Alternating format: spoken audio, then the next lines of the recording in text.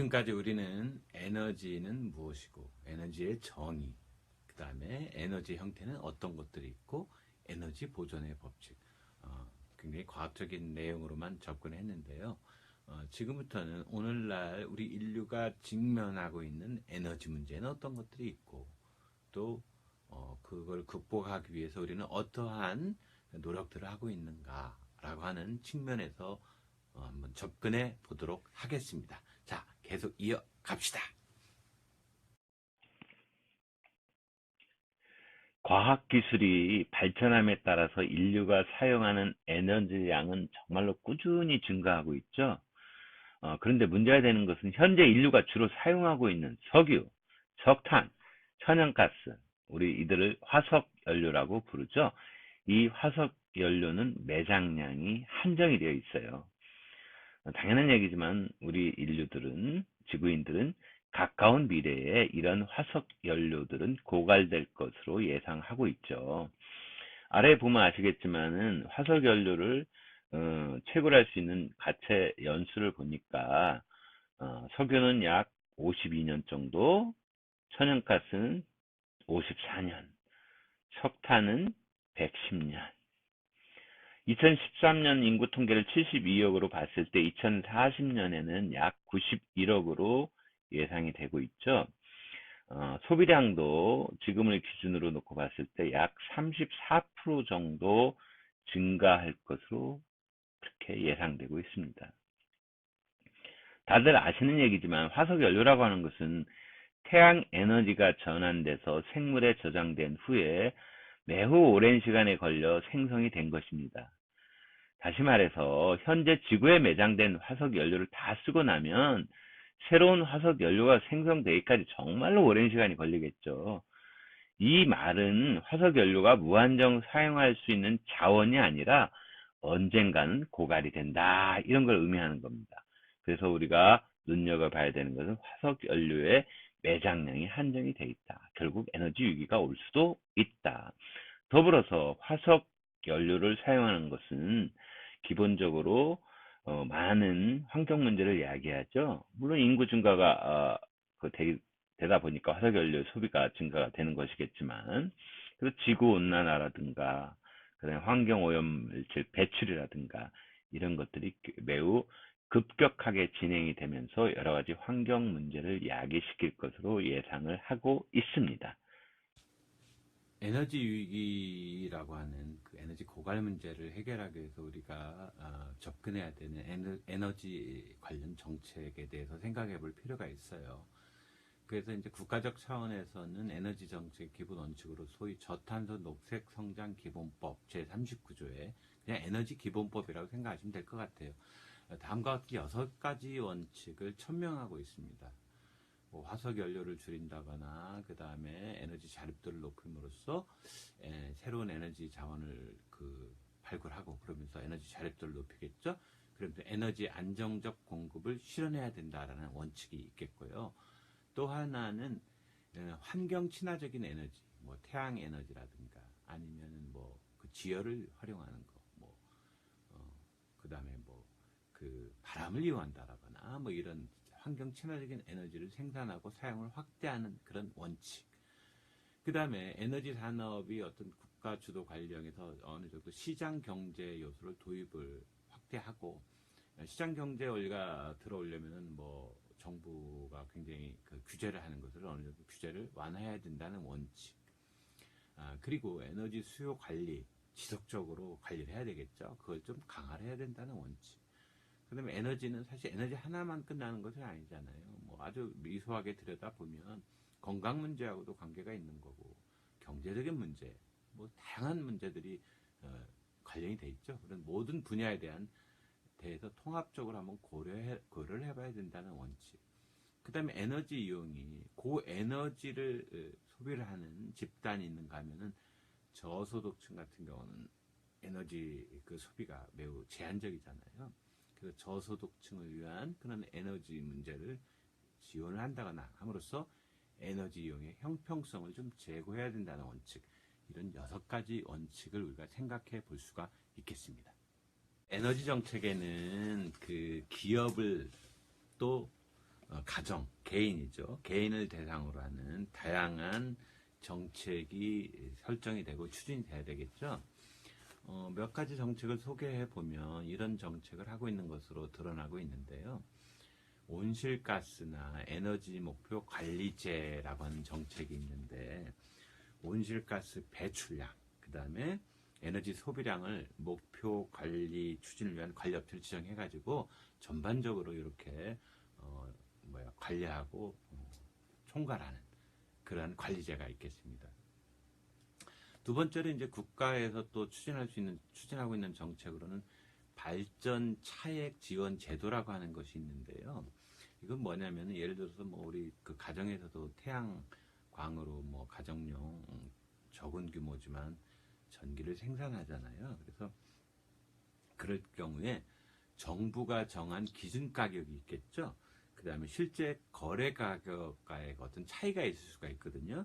그 차액, 발전 차액을 뭐 이렇게 신재생 에너지를 생산한 기업에 정부가 이렇게 지원해 준다거나 뭐 이런 제도가 또 있겠네요. 그 다음에 이제 대량으로 에너지를 소비하는 것이 있겠죠. 그죠? 그래서 통상 이제 500메가와트 이상의 발전 설비를 보유한 발전 사업자들에게 총 발전량의 뭐 몇 퍼센트라고 하는 일정 비율 이상을 정해놓고 의무적으로 신재생 에너지를 발전하도록 하는 그런 발전 의무 할당제가 있겠습니다. 그 다음에 이제 온실가스 배출권 거래제라고 하는 것이 있는데요. 온실가스를 배출하는 그런 업체들이 있을 거 아니에요. 그런 업체에게 매년 당신네 회사에서는 이 정도만 배출해라라고 하는 온실가스 배출 할당량, 그 배출권을 할당을 해가지고 그 할당 그 범위 내에서 기본적으로 배출 행위를 할 수 있도록 하는 그러한 온실가스 배출권 거래제. 만약에 적게 하면은 많이 하는 데다가 이렇게 약간 그 유상으로 판매도 할 수 있고 뭐 이런 제도가 되겠죠. 그죠? 이런 국가가 기업이나 개인의 대상으로 하는 정책을 추진하고 있다는 것도 여러분들이 알아두셨으면 좋겠습니다. 에너지 위기 시대. 자, 인류들은 어떤 창의적인 도전을 할까요? 기본적으로 인류는 화석 연료를 대체할 새로운 에너지원을 찾으려는 노력을 끊임없이 추구하고 있죠. 노력하고 있습니다. 새로운 에너지원은 화석 연료처럼 언젠가 바닥나는 것이 아니라 계속 사용할 수 있어야 하고, 지구온난화라든가 대기 오염 등의 환경 문제를 일으키지 않아야 되죠. 그런 것들을 일으키지 않아야 되는 에너지를 우리가 신재생 에너지다 이렇게 얘기를 하고 있습니다. 신재생 에너지라는 말은 신재생이니까 신에너지와 재생에너지가 포함이 되어 있는 거다 이렇게 생각하면 됩니다. 재생에너지라고 하는 것은 다시 쓸 수 있다라는 걸 뜻하는 거죠. 예를 들면은 바람, 햇빛 뭐 이런 걸 뜻하는 거고, 신에너지는 뭐겠어요? 수소에너지라든가 핵 융합 에너지라든가 석탄을 액화시키고 가스화시키는 그러한 에너지, 연료 전지 이런 걸 우리가 신에너지라고 합니다. 그래서 신에너지와 재생에너지 합쳐서 신재생에너지라고 이렇게 얘기하는 거죠. 신재생에너지를 이렇게 대표적인 걸 포함해 놓은 게 이 아래에 있는 그림입니다. 한 번 정도는 들어보셨을 거예요. 태양 에너지, 뭐 말씀 안 드려도 알 거고, 풍력 에너지, 그 다음에 해양 에너지, 지열 에너지, 그 다음에 바이오 에너지. 바이오 에너지는 뭐 우리 음식물 쓰레기라든가 버려진 폐기물에서 얻을 수 있는 거죠. 그죠? 이런 것들이 통상적으로 재생 에너지에 해당이 되겠네요. 그죠? 그 다음에 신에너지 중에 여기서는 수소 에너지 하나를 설명을 하고 있습니다. 이런 것들을 통해서 신재생 에너지를 통해서 화석 연료를 대체하면서 새로운 에너지원을 우리가 또 발굴하는 그 과정에서 이러한 것들이 가능하다라고 하는 것을 우리가 생각해 볼 수가 있겠습니다. 우리가 화석 연료를 대체하는 다양한 현재 기술들이 사실 있습니다. 예를 들어서 폐기물 에너지 같은 경우가 열 병합 발전소라고 해서 가연성 폐기물을 가지고 태워서 활용하는 것이 보통 우리가 알려져 있죠. 자, 여러 가지가 있겠지만 현재 기술 중에서 그래도 좀 어, 좋은 기술이라고 할 수 있는 몇 가지만 소개해 보도록 하겠습니다. 먼저 태양광 발전이라고 하는 거 많이 들어보셨을 거예요. 흔히 우리 곳곳에서 태양광을 모으는 장치들을 보신 적이 있을 것입니다. 태양광 발전은 한마디로 태양 전지를 이용해서 빛 에너지를 전기 에너지로 전환하는 발전 방식이다. 이렇게 얘기를 합니다. 태양 전지가 따라서 태양 전지라고 하는 것은 빛 에너지를 전기 에너지로 전환하는 장치가 태양 전지인데요. 왜 그러면은 이렇게 태양의 빛이 왜가 아니라 빛 에너지가 전기 에너지로 바뀌느냐? 그 과학적인 원리로는 우리가 여러분들이 아마 한 번 정도는 다 들어보셨을 건데 소위 광전 효과라고 하는 거 들어보셨죠? 광전 효과. 광전 효과. 광전 효과라고 하는 건 뭐냐면은 물질이 빛을 흡수하잖아요. 그럼 물질의 표면에서 전자가 이동해서 전기가 발생하는 효과예요. 그래서 실제로 발전 원리가 우리가 이제 다른 시간에 배웠겠지만 여기서 자세하게 설명드릴 수는 없지만 PN 접합 반도체에서 빛이 입사하면은 광전 효과에 의해서 접합면에서 이제 어떤 전자가 발생하고 또 양공이라고 하는 것이 또 있는데 이것도 설명하려면 복잡해지니까 아무튼 그 두 반도체 사이에서 전이차가 생겨. 전이차가 생긴다는 얘기는 뭐예요? 전기 위치 에너지 차이니까 양 끝에 도선을 연결하면 전류가 흐르게 되는 거예요. 전기가 생기는 거죠. 그죠? 예, 그래서 전류가 발생하는. 그러니까 한마디로 얘기해서 이 광전 효과 개념으로 해가지고 태양전지에 빛을 비추면은 전자가 움직이면서 전류가 발생하더라. 잘 아시겠지만은 태양광 발전의 장점은 CO2 배출량이 없겠죠. 환경오염 배출 안 되겠죠. 고갈될 염려가 비교적 낮죠. 왜냐하면 태양이 없어져야 되니까. 그 다음에 또 장점으로는 사실 유지 보수비가 그렇게 많이 들지는 않아요. 근데 단점으로는 뭐예요?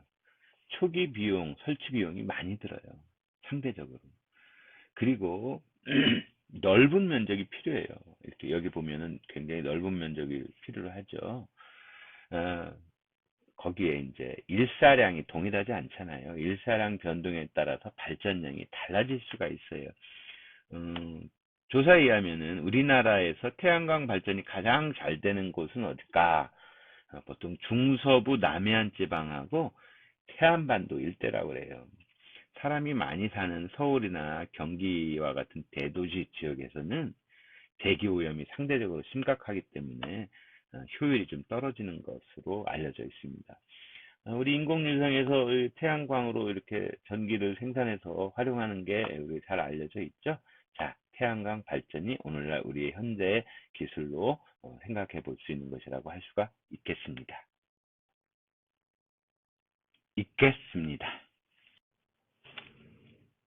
현재의 기술로 또 하나 소개할 수 있는 게 바람이 가진 운동 에너지를 바람 운동 에너지로 발전기에 연결된 날개를 회전시켜서 전기 에너지를 생산하는 소위 풍력 발전을 생각해 볼 수가 있겠죠. 바람이 가진 운동 에너지를 전기 에너지로 전환하는 거. 한 번 정도는 다 보셨을 거예요. 이런 발전기, 풍력 발전 보셨죠? 우리 저쪽 강원도, 대관령, 그 다음에 저기 제주도 같은데 가보면은 뭐가 많이 해안가에 서 있는 거 볼 수가 있을 겁니다. 잘 아시겠지만 발전 원리는 이제 가장 흔히 볼 수 있는 게 이렇게 세 개의 긴 날개를 세 개가 있으면서 여기 이제 허브에 연결해 가지고 높은 타워 위에서 굉장히 높죠. 거기 보신 분은 사람으로 치면 요 정도 아래 요 부분 이 아랫부분 정도에나 사람이 있을까 여기 정도에 굉장히 높은 타워 위에서 회전하도록 설치되어 있는 그런 발전기가 많이 있습니다. 어떤 수 메가와트짜리 전기를 생산할 수 있는 풍력 발전기는 어느 경우에 날개의 길이가 100m를 넘는 게 있다고 그래요. 굉장히 거대하죠. 장점으로는 당연한 이야기지만은 공해물질 배출 안 하겠죠. 그죠? 그 다음에 물론 이제 비교적 설비가 간단하고 저렴한 편에 속한다. 다른 것에 비해서. 그 다음에 이제 대개 이제 바람이 많이 부는 곳에서는 사람이 잘 안 살잖아요. 그래서 산간이라든가 해안 방조제 이런 데서 사람이 많이 살지 않는 곳에 설치할 수 있다. 단점은 뭐예요? 가장 큰 단점은 이제 특정한 지역에만 해야 된다라는 거고, 어떻게 보면 더 가장 큰 단점은 바람의 영향을 너무 많이 받는다는 거죠. 바람의 세기의 방향이 변하니까 발전량의 차이가 크게 날 수 있어요. 소음, 주변 환경에 영향을 많이 줘요. 최근에는 이제 새와 충돌하는 문제도 발생한다. 그래서 생태적으로도 굉장히 문제를 일으키는 것으로도 이렇게 또 그걸 강하게 주장하는 경우도 있을 수가 있겠습니다. 풍력 발전에 대해서 알아보았습니다.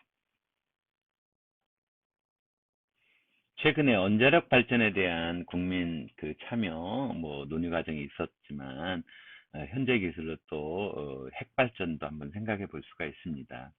핵발전이라고 하는 것은 결국 이제 핵 에너지를 활용하는 건데요. 보통 이제 방사성 원소가 핵 분열을 한다거나 아니면 가벼운 원소들이 핵 융합하는 과정에서 방출하는 에너지를 핵 에너지라고 하는데, 여기서는 이제 주로 핵 분열을 활용한 그런 그 핵 발전에 대해서만 얘기해 보도록 하겠습니다.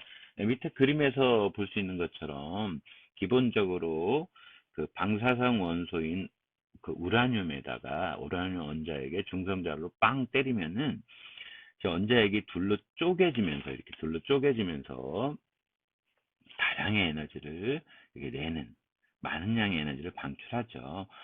다시 이제 이건 연쇄 반응이 일어나기도 합니다. 그 우라늄 235짜리를 쓰는데 우라늄이 이렇게 분열되면서 방출된 두세 개의 이런 중성자들이 있죠. 그죠?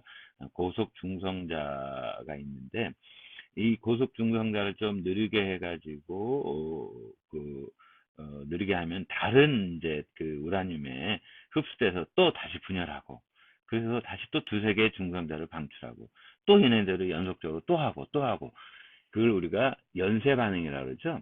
이 연쇄 반응을 순간적으로 한꺼번에 확 일으켜나는 것이 그게 핵폭탄이에요. 근데 이 연쇄 반응을 조금씩 나눠서, 즉 제어하면서 조절하면서 필요한 만큼의 에너지를 얻는 게 핵 발전인 거죠. 그 에너지가 얻어지면은 이게 그 에너지를 이용해서 물을 끓여가지고, 그렇죠? 그 수증기가 나오겠죠? 그럼 그 터빈을 돌려서 그 발전을 하는 거를 우리가 핵 발전의 기본 원리다라고 생각하면 됩니다. 당연한 얘기 같지만은 다른 에너지원보다 그 뭐예요, 우라늄이 전 세계에 고르게 분포되어 있기 때문에 연료 비용이 나름대로는 저렴하죠. 당연히 뭐 이산화탄소의 그 배출량도 적고 에너지 효율도 높은 편입니다. 단점으로는 장기적으로 볼 때의 발전 단가가 작지만 초기 건설 비용이 되게 많이 들어요. 그 다음에 발전기를 돌린 증기를 식혀야 될 거 아니에요. 그 필요한 냉각수, 여기 냉각 장치가 있고, 그렇죠. 여기 보면은 그 냉각수를 어디서 활용을 해요? 바닷물을 활용하죠. 그 주변의 해수 온도가 상승한다거나. 근데 가장 큰 것은 바로 뭐냐면은 이거라고 할 수가 있어요.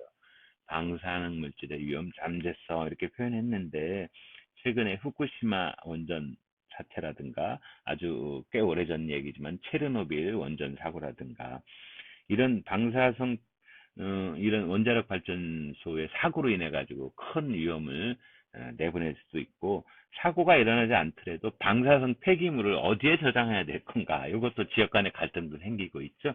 그래서 방사성 폐기물 처리로 사회적 갈등이 발생하는 것도 하나의 단점이라고 할 수가 있겠습니다. 지금까지 이제 현재 사용하는 기술 몇 가지만 소개했는데요. 지금 이제 미래 기술로서 열심히 연구하고 있는 것들을 몇 가지만 더 소개해 보도록 하겠습니다. 그 중에 이제 제일 유명한 게 아무래도 수소 연료 전지가 아닐까 생각이 듭니다. 연료가 가지고 있는 그런 화학 에너지, 곧바로 전기 에너지, 화학 에너지를 곧바로 전기 에너지로 전환시켜준다.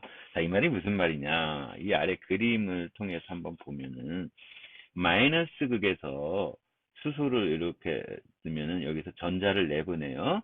전자를 내놓고 마이너스 극은 수소 이온이 되겠죠, 그죠? 수소 이온이 되고 수소 이온은 이제 전해질을 통해 가지고 여기 전해질이 있죠. 전해질을 통해서 플러스 극으로 이동을 해요.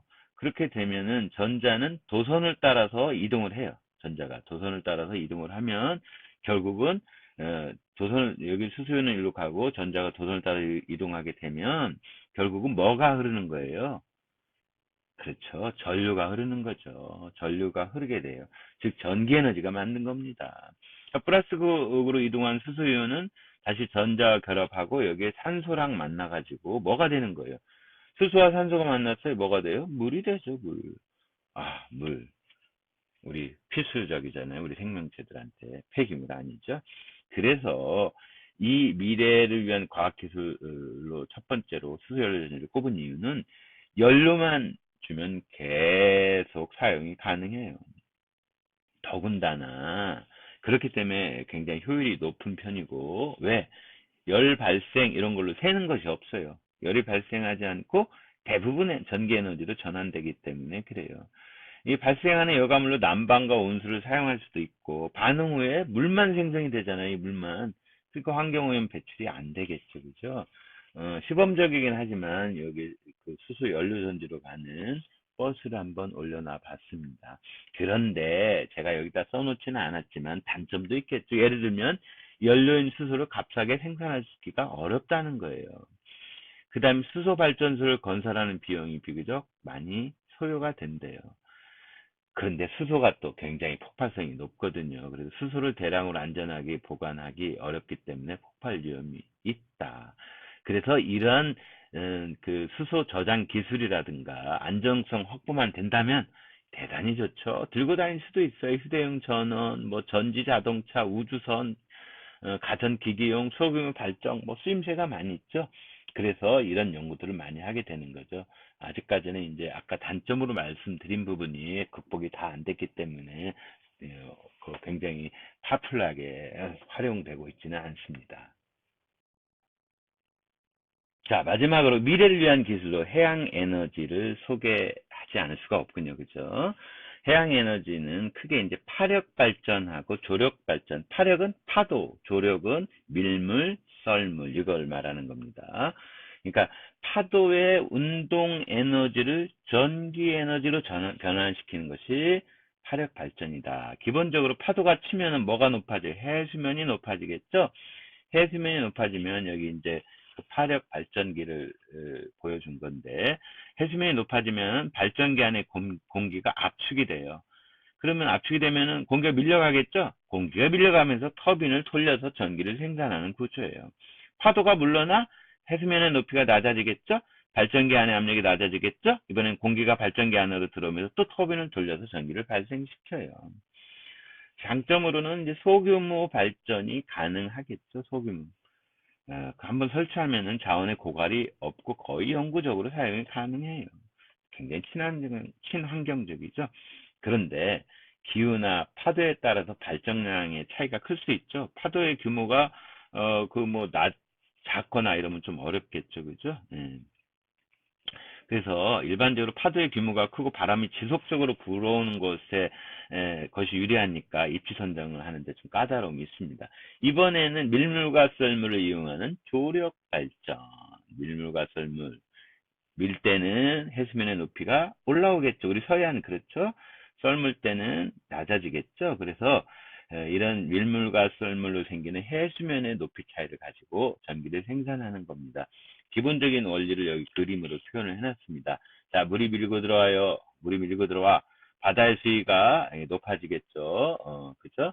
밀고 들어와서 그러면은 수문을 열면 바다에서 이제 그 다른 방향으로 미리 바닷물 흐르면서 그 물이 발전기의 터빈을 돌려요.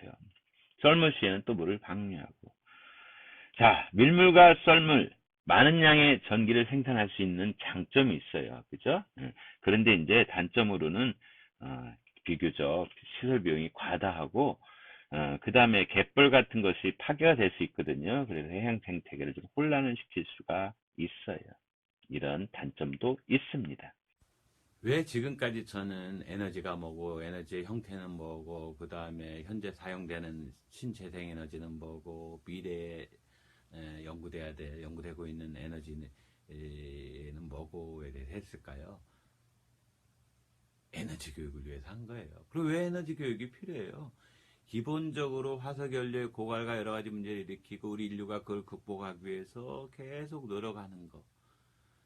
무한히 생산할 수는 없거든요. 기본적으로는 그래서 에너지를 좀 절약해서 써야 된다라는 관점도 있고 신재생 에너지 개발이 그래서 중요하다. 그런 인식을 좀 고양시켰으면 한다는 의미에서 한번 이 강의를 한 겁니다. 왜 그럼 이렇게 돼야 되느냐? 지구의 주인은 우리만이 아니잖아요.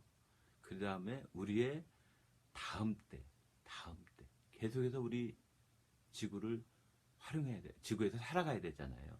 그래서 인류의 지속 가능 발전을 위해서는 지금 우리가 끊임없이 망가뜨리고 있는 이 지구를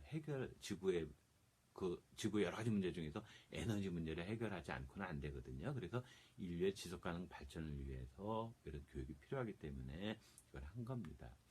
그 다음에 우리도 에너지 생태계 구성원이잖아요. 우리의 역할도 있고 우리의 책임도 있어요. 이런 역할과 책임의식이 있는 사람들이 민주시민인 것이고 그 민주시민들이 직접 참여를 해야 됩니다. 생활 속에서도 살아가면서 다 민주시민으로서. 근데 정말 제가 하고 싶은 이야기는 가장 느리게 진행이 되는 것 같지만 에너지 교육이 가장 확실하게 세상을 바꾸는 교육이 될 수 있다는 거예요. 우리 모두가 에너지의 중요성, 신재생 에너지의 필요성 이런 것을 모두가 공감하고 한다면은 우리 세상을 바꿀 수가 있거든요. 함께 바꾸는데 여러분들 모두 동참해 주시기를 바랍니다. 수고하셨습니다.